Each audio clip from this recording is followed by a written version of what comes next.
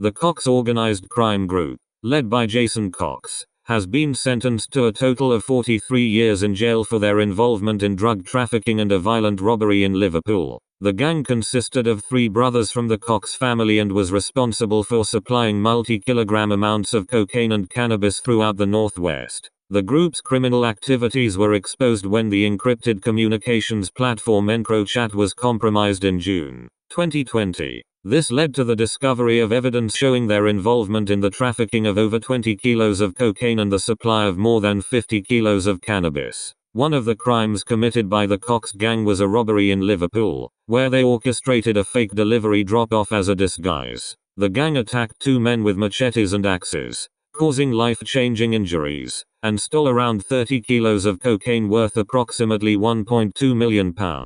The stolen drugs were then distributed and sold. The investigation, known as Operation Venetic, resulted in the arrest of numerous suspects and the seizure of significant amounts of cash, firearms, and drugs. The Cox gang's involvement in the Liverpool robbery was established through the compromising of EncroChat, which provided detectives with valuable evidence of their criminal activities. Jason Cox, the head of the gang, was sentenced to 14 years and 8 months in jail after pleading guilty to conspiracy to supply cocaine and cannabis, conspiracy to possess criminal property, and conspiracy to commit robbery. Craig Cox, another member of the gang, received a sentence of 13 years and 6 months after pleading guilty to similar charges, as well as 2 breaches of a serious crime prevention order. Lee Cox was sentenced to 8 years for admitting conspiracy to supply cocaine and cannabis, and conspiracy to possess criminal property. Richard Caswell received a 7-year sentence for conspiracy to supply cocaine and diamorphine,